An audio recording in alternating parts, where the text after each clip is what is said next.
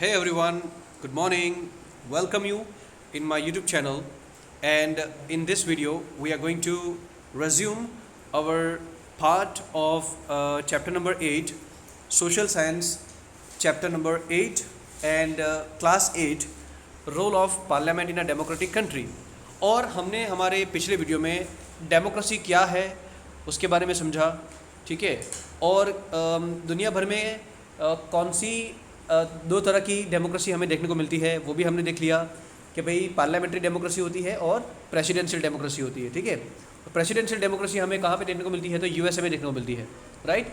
और इंडिया के अंदर हमें पार्लियामेंट्री डेमोक्रेसी देखने को मिलती है जिसमें हमारे जो रिप्रेजेंटेटिव होते हैं, यानी अलग अलग जगहों से जो इलेक्शन में जो कैंडिडेट्स खड़े होते हैं, तो ये कैंडिडेट्स जो है वो अलग अलग पार्टी से बिलोंग करते हैं और हम लोग यानी people of the country we give them the vote and we actually give them power to enjoy on our behalf, ठीक है। और यही रिप्रेजेंटेटिव, यही इलेक्टेड मेंबर का मतलब वो मेंबर जिनको हमने जिताया है इलेक्शन के अंदर, ये जाते हैं पार्लियामेंट के अंदर और ये जाकर हमारे लिए डिसीजन लेते हैं और ये सरकार भी बनाते हैं, गवर्नमेंट जो है वो यही लोग बनाते हैं, ठीक है।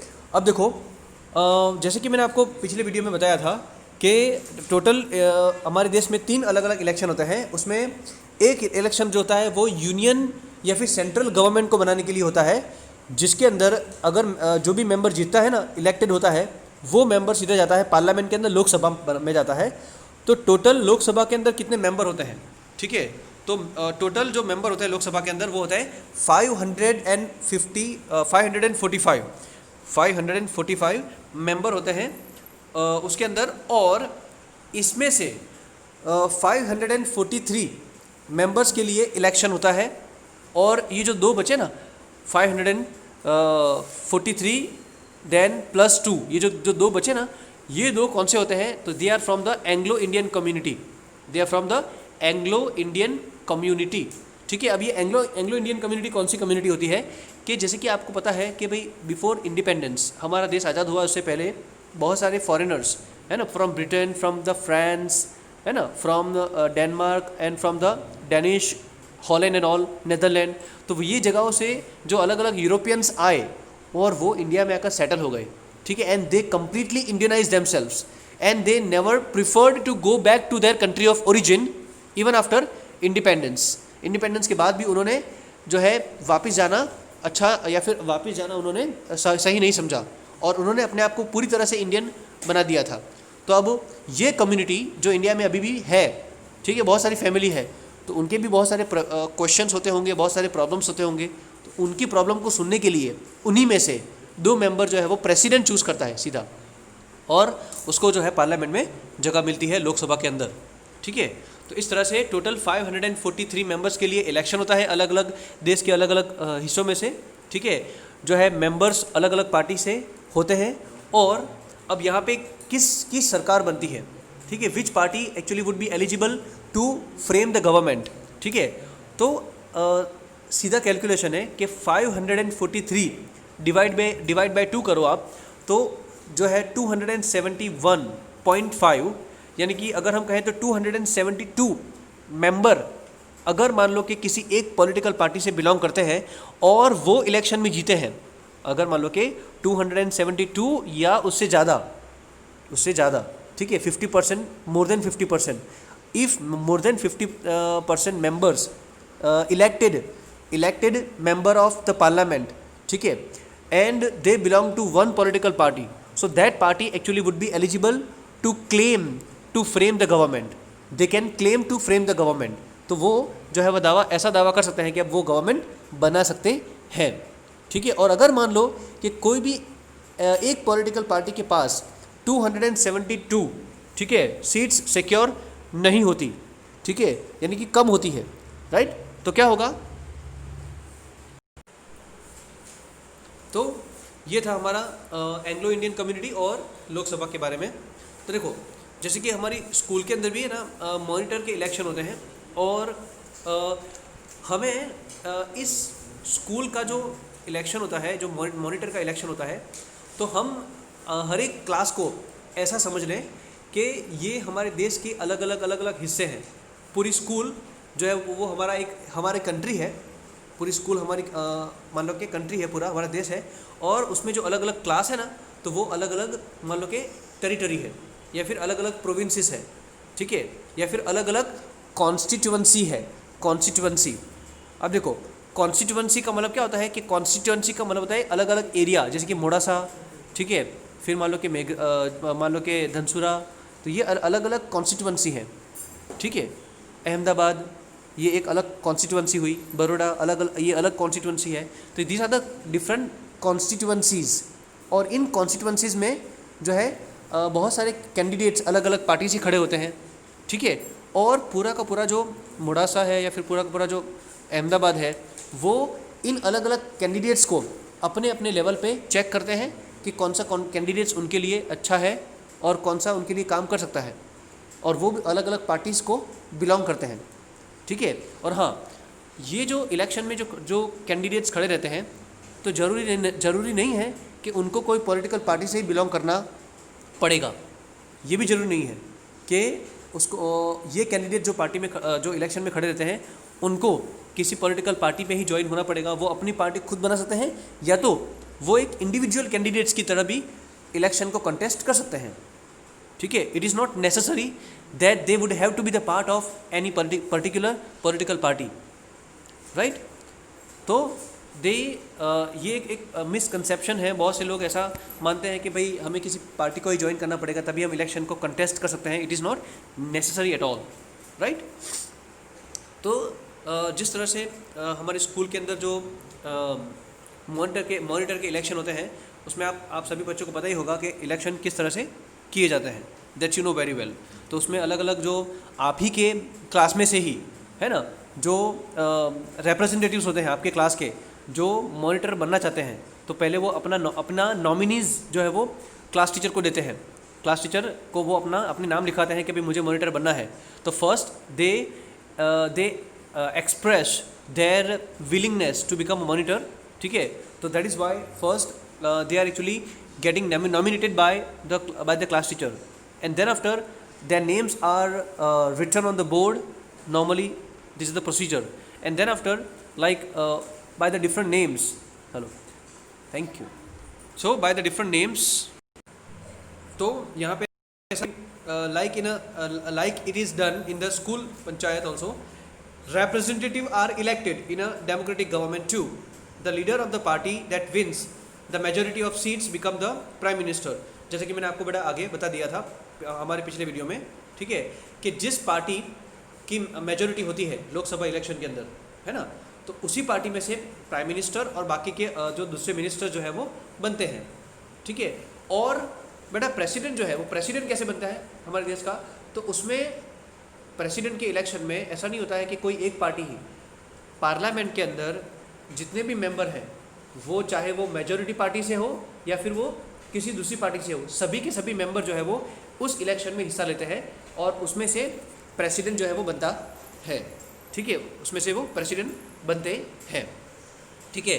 तो अच्छा बेटा, अब यहाँ पे जितने भी जो अलग अलग जो दूसरे जो मिनिस्टर होते हैं ना, उन मिनिस्टर को हम क्या कहते हैं, काउंसिल ऑफ मिनिस्टर्स कहते हैं। क्या कहते हैं? काउंसिल ऑफ मिनिस्टर्स, ठीक है।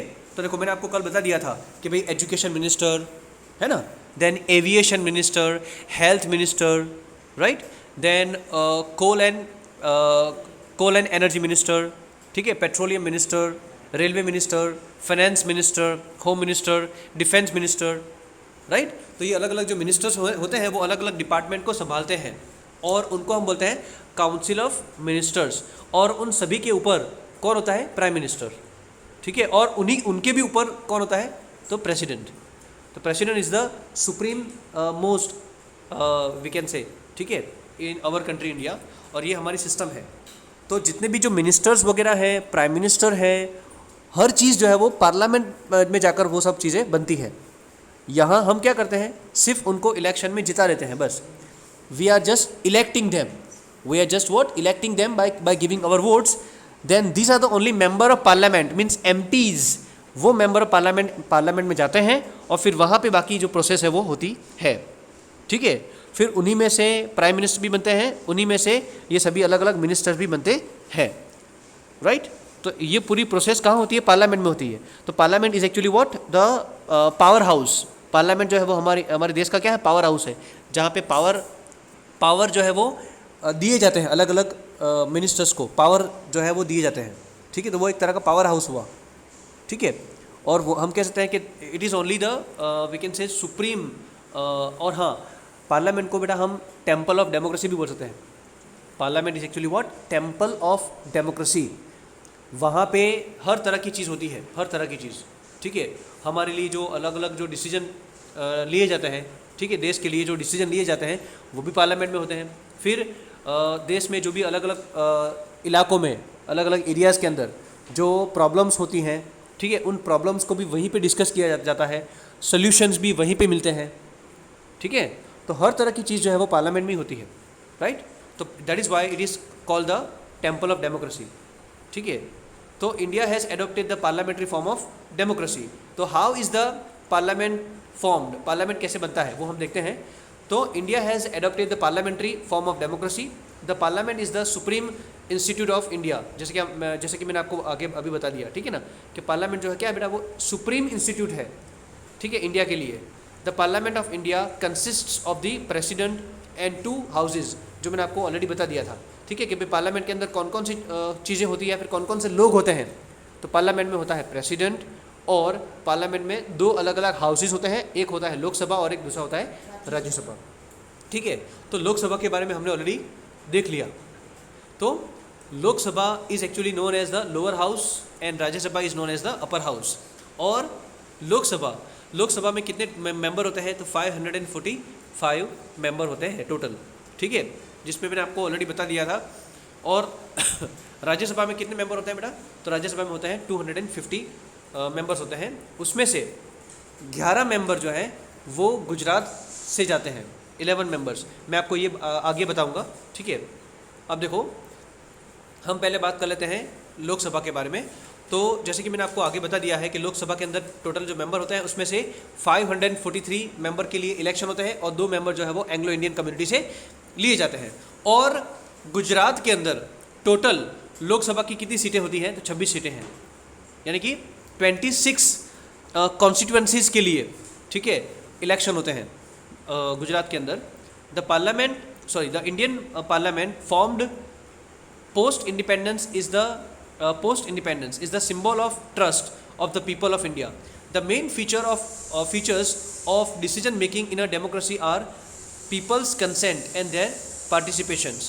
In our system of governance, the parliament enjoys complete power since it comprises the elected representative of the nation.